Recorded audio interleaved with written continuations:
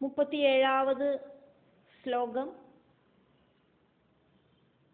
കുലാംഗനാ കുലാന്തസ്ഥാ കൗലിനീ കുലയോഗിനീ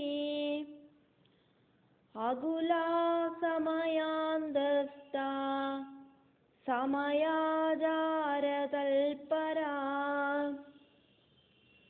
ഉത്തമകുലത്തിലെ ജനിച്ച ஸ்திரீய மாதிரி அர்ஹதை இருக்கிறவாளுக்கு மட்டுமே தர்சனம் கொடுக்கிற ஸ்ரீ வித்யாமந்திர ஸ்வரூபமாயிருக்கிற தேவி. மூணாயிட்டு இருக்கிறதுல எல்லாம் ஸ்திதி பண்ணுற தேவி.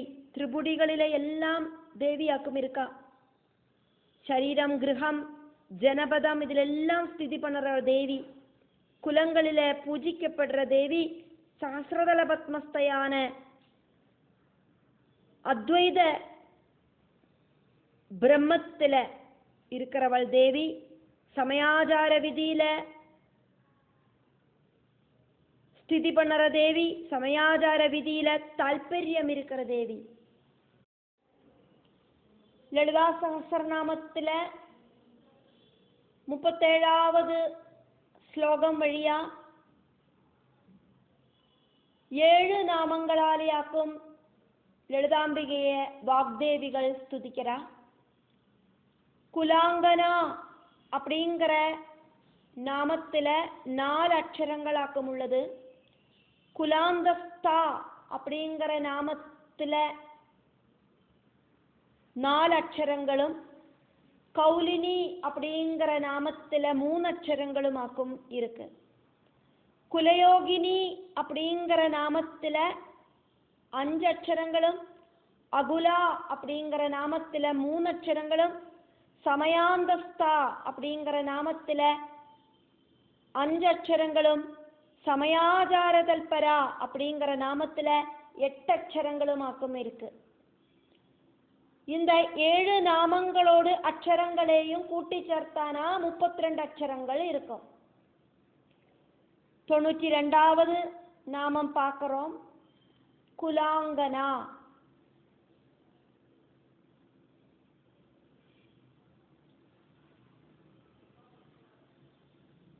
உத்தம குலஸ்திரீ.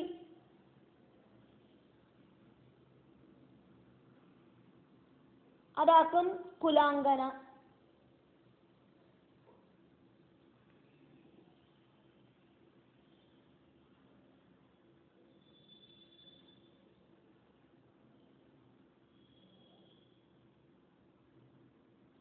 കുല അങ്കന, കുലാങ്കന.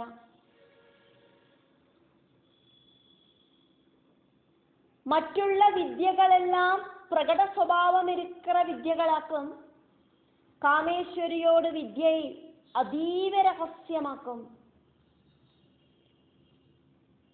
കുലസ്ത്രീകൾ പണ്ടത്തെ കാലത്തിലെല്ലാം കുടുംബത്തിലെ ഇരിക്കുന്നവാളോട് മുന്നാലെ മട്ടുംതാൻ തന്നോട് മുഖത്തെ കാട്ടുവാൻ. அதே மாதிரி காமேஸ்வரியோடு வித்யாயிருக்கிற ஸ்ரீ வித்யாமந்திரம் அதீவ ரகசியமாக்கும். அதனாலேயாக்கும் இங்க குலாங்கனா அப்படின்னு சொன்னது. 93வது நாமம் குலாந்தஸ்தா. திரிபுடியோடு மத்தியத்தில் வசிக்கிறவள் தேவி. குலத்தோடு மத்தியத்தில், அதாவது திரிபுடியோடு மத்தியத்தில் இருக்கிறவள். குண்டலினி சக்தியாய் இருக்கிறவள் தேவி.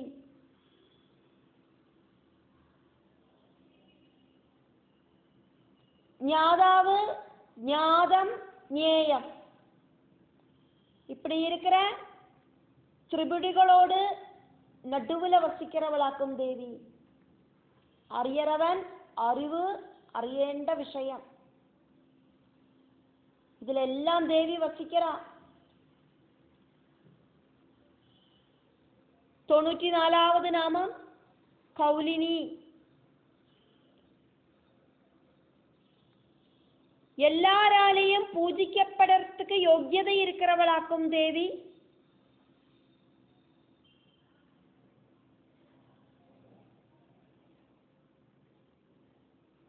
இந்த பிரபஞ்சம் அப்படிங்கிறது நைமித்திக பிரளயத்துக்கு அப்புறமா உண்டானதாக்கும். நைமித்திக பிரளயத்துல சத்குண ரஜோகுண தமோ குணங்கள் ஈக்குவலா இருந்தது. சக்தி ஸ்வரூபிணியா இருக்கிற பிரகிருதியும்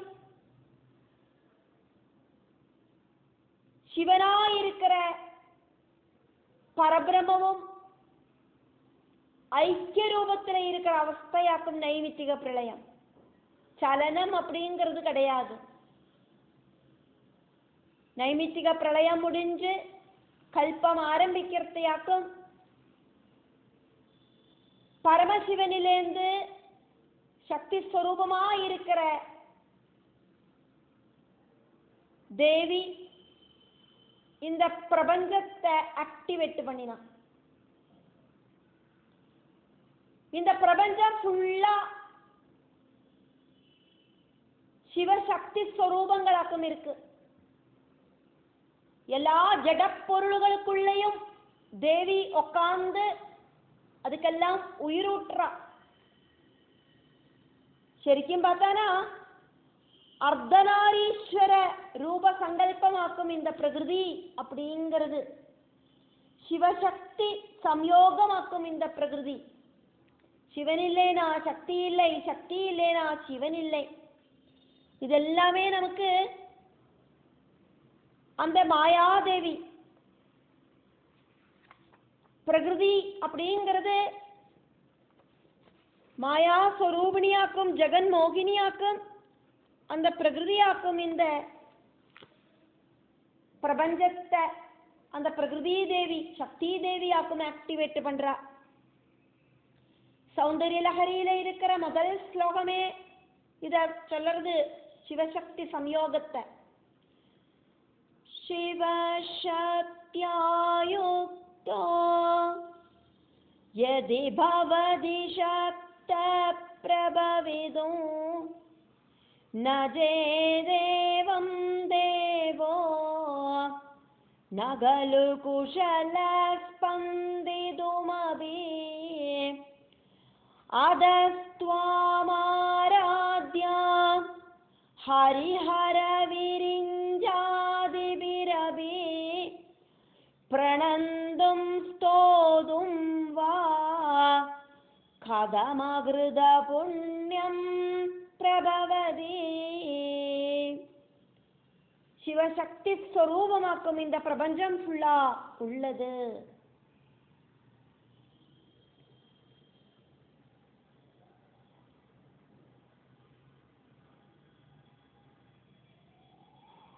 ஜனபதம் அப்படிங்கிற கிராமங்களிலே ஆகட்டும், கிரகம் அப்படிங்கிற வீடுகளிலே ஆகட்டும், கோத்திரம் அப்படிங்கிற குடும்பத்திலே ஆகட்டும், சஜாதீய கணங்கள் அதாவது ஒரே மாதிரி இருக்கிற கூட்டங்கள், ஆனைகளோடு கூட்டம், முயல்களோடு கூட்டம், மனுஷாளோடு கூட்டம், அதே மாதிரி எல்லா சரீரங்களிலேயும் இதெல்லாம் வசிக்கிறவள் தேவியாக்கும் சிவசக்தி ஸ்வரூபமாயிருக்கும். சரீரம் அப்படிங்கிறது ஜடஸ்வரூபமாக்கும். அந்த ஜடஸ்வரூபத்தில சக்தியாயிட்டு வசிக்கிறவள் இப்ப சிவசக்தி ஸ்வரூபமாயிட்டாக்கும். இந்த பிரபஞ்சம் ஃபுல்லாவும் தேவியும் தேவனுமாயிருக்கா. அதனால எல்லாராலையும் பூஜிக்கப்படுறதுக்கு யோக்கியதை இருக்கிறவளாக்கும் லலிதாம்பிகை. அர்த்தநாரீஸ்வர பாவ சங்கல்பமாக்கும் இங்க பார்க்கிறோம். எல்லாத்திலையும் வசிக்கிறவள் தேவி. நிச்சலமான எனர்ஜி, பிரகடமான எனர்ஜி இப்படின்னு ரெண்டு டைப் எனர்ஜி. விறகுல அக்னி இருக்கு, ஆனா அது எப்பவும் பிரகடம் இல்லை. விறகு நெருப்பூட்டி எரிய வச்சாதான் அந்த அக்னி பிரகடமாகும். எலக்ட்ரிக் ஐட்டங்களில எல்லாம் கரண்ட் இருக்கு, சுவிட்ச் போட்டாதான் அது பிரகடமாகும். நிச்சலமா இருக்கிற எனர்ஜி அதை ஆக்டிவேட் பண்ணினா பிரகட எனர்ஜி ஆயிட்டு மாறும்.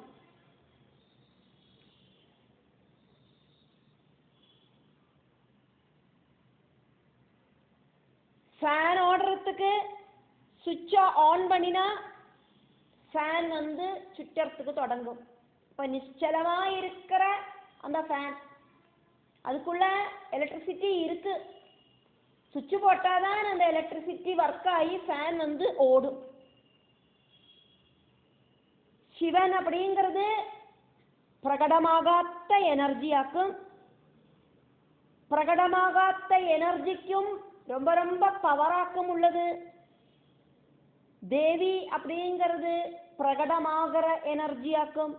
நிச்சலமான எனர்ஜியா இருக்கிற சஹசிரார பத்மத்துல தேவி ஆனந்த தாண்டவம் ஆடுறா. சிவசக்தி சம்மேளனம் நடக்கிறது. 95வது நாமம் குலயோகினி. குலத்துல சேர்ந்தவள். நம்ம பார்த்தோம் 94வது ஸ்லோகத்துல இந்த பிரபஞ்சத்துல இருக்கிற எல்லா ஜட பொருள்களிலேயும் சக்தியாயிட்டு இருக்கிறவளாக்கும் தேவி. மாடுகளோடு கூட்டம், முயலுகளோடு கூட்டம், மனுஷாளோடு கூட்டம், எறும்புகளோடு கூட்டம், இப்படின்னு எல்லாத்திலையும் தேவி சக்தி ஸ்வரூபமாயிட்டு சேர்ந்து நிற்கிறா.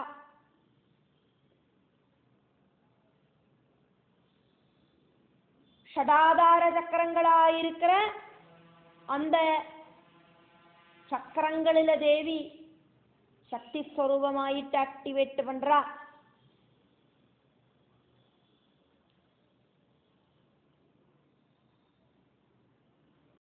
தொண்ணூற்றி 6வது நாமம் அகுலா. குலம் அப்படின்னா ஷடாதார சக்கரங்கள் அப்படிங்கிறத பார்த்தோம். ஷடாதார சக்கரங்கள் அப்படிங்கிறது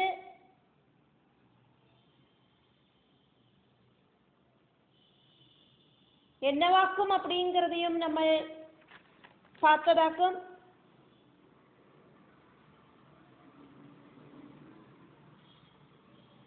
பூமி தத்துவம்,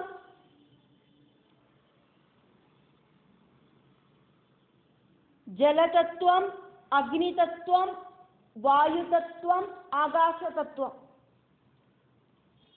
மூலாதாரம், சுவாதிஷ்டானம், மணிபூரகம், அநாகதம், விசுத்தி சக்கரம்,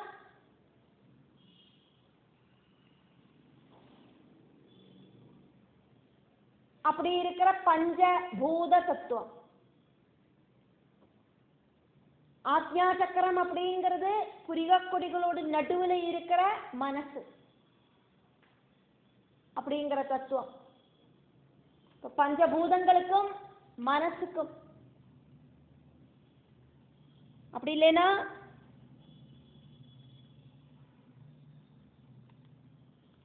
ஷடாதார சக்கரங்களுக்கும் மனசுக்கும் அப்பாற்பட்டவளாக்கும் தேவி.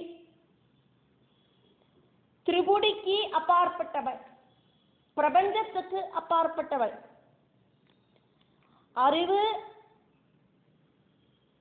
அறிவை தெரிஞ்சுக்கிறவன் அறிய வேண்டின விஷயம் இப்படி இருக்கிற திரிபுடி, இதுக்கெல்லாம் அப்பாற்பட்டவளாக்கும் தேவி.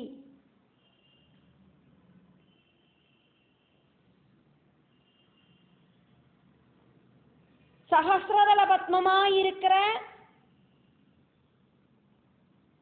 அகுலத்துல ஸ்திதி பண்ணற அகுலாரூபமாயிருக்கிறவள் தேவி. நாபிக்கு கீழே மூலாதாரம் அப்படிங்கிற ஸ்தானத்தில் தேவி 3.5 ചുറ്റുകളോട് കൂടിയിട്ട് குண்டலினி சக்தியாயிட்டு இருக்கா அப்படிங்கிறத பார்த்தோம். அந்த குண்டலினி சக்திக்கு மேலே இருக்கிற 5 சக்கரங்கள் சுவாதிஷ்டானம், மணிபூரகம், அநாகதம், விசுத்தி, ஆக்ஞா. இந்த 5 சக்கரங்களிலிருந்து விடுபட்டு நிற்கிறவளாக்கும் குண்டலினி சக்தியாயிருக்கிற தேவி அப்படின்னு அர்த்தம் எடுத்துண்டா அந்த குண்டலினி சக்தியை இங்க அகுலா அப்படின்னு அர்த்தம் சொல்லலாம். 4 இதழ்களோடு கூடின ദളങ്ങളോട് കൂടിന പത്മമാക്കും മൂലാധാരത്തിൽ ഉള്ളത്. அந்த மூலாதாரத்தில் குண்டலினி சக்தி வேற எந்த ஒரு அட்டாச்மெண்ட்டும் இல்லாதக்கு 3.5 ചുറ്റോട് കൂടിന ഒരു സർപ്പാകാര വടിവത്തിൽ அமைதியாயிட்டு இருக்க வைக்கும் ஜரா. அதனாலேயாக்கும் அகுலா அப்படின்னு சொன்னது. எதுலேயும் அட்டாச்மெண்ட் இல்லாம இருக்க. அதுக்கப்புறமா சாதகனோடு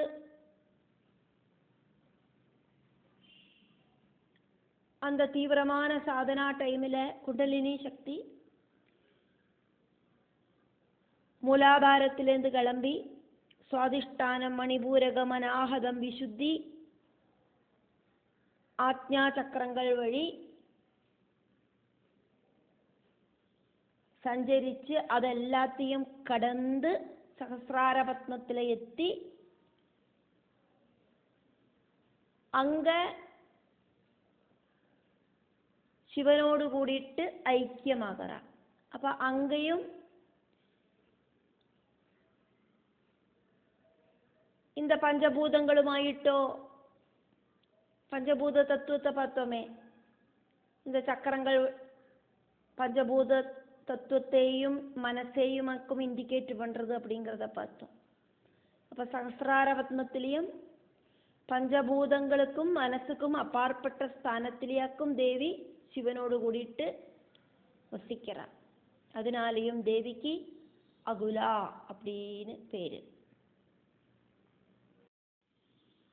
பஞ்சபூதங்களாயிருக்கிற சக்கரங்களுக்கும் மனசாயிருக்கிற ஆக்ஞா சக்கரத்துக்கும் அப்பாற்பட்டவளாயிருக்கிற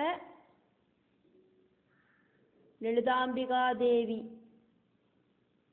அந்த தேவியை ஆக்கும் இங்க அகுலா அப்படின்னு வாக்தேவிகள் புகழ்த்தி பாடினது. 97வது நாமம் சமயாந்தஸ்தா. ஹிருதயத்தில் ஸ்ரீசக்கரத்தை தியானிச்சு செய்யற பூஜாக்கிரமத்தில், அதாவது சமயாச்சாரம் அப்படிங்கிற பூஜாக்கிரமத்தில் ஸ்திதி பண்ணுறவளாக்கும் தேவி.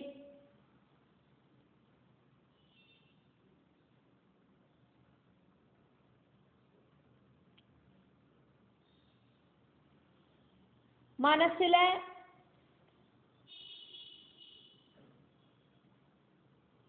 தியானிச்சு செய்யற பூஜாக்கிரமத்தில் ஸ்திதி பண்ணுறவளாக்கும் தேவி. தேவி க்ஷேத்திரங்களில் சமயாச்சார விதிகளாக்கும் உள்ளது.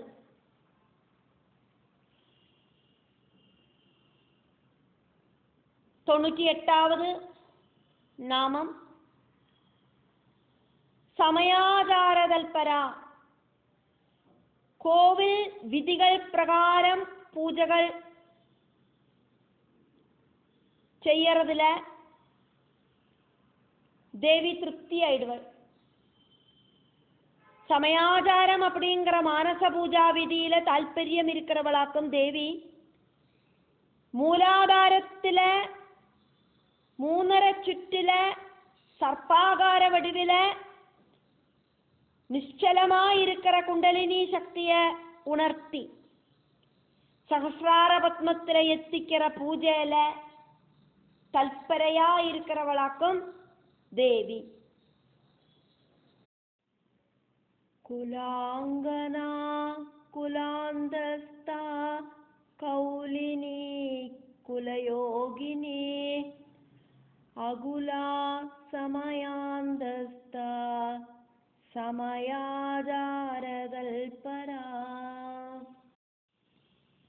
കുലാംഗന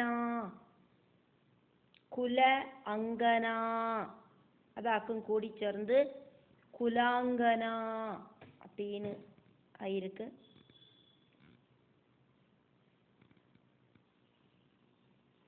குலாந்தஸ்தா குல அந்தஸ்தா അതാക്കും കുലാന്തസ്ഥ. കൗലിനി കൗലിനി ചൊന്നാലും ഒന്നുതാൻ, കൗളിനി ചൊന്നാലും ഒന്നുതാൻ. കുലയോഗിനി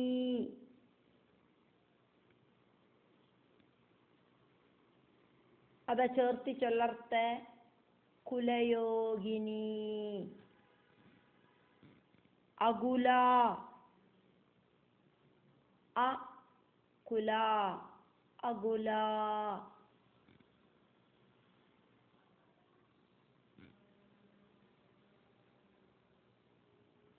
സമയ അന്തസ്ഥ സമയാന്തസ്ഥ. സമയ ആചാര തൽപര സമയാചാര தல்பர. ஸ்லோகங்களுக்குள்ள இருக்கிற நாமங்கள், அந்த நாமங்களுக்குள்ள இருக்கிற பதங்கள், அந்த பதங்களை தெரிஞ்சுட்டு நாமங்களை சொல்லர்த்த தவறில்லாம நாமங்களை உச்சரிக்கிறதுக்கு சாதிக்கும். அப்படிங்கிறதுனால பதங்களை நம்ம பிரிச்சு பார்க்கிறோம், அவ்வளவுதான். நாமங்கள் சொல்லர்த்த எத்தனை அக்ஷரங்களோடு கூடின நாமமாக்குமோ அதை அப்படியே சொல்லணும். நாமங்களை ஒருபோதும் நடுவில் பதம் முறிக்க கூடாது.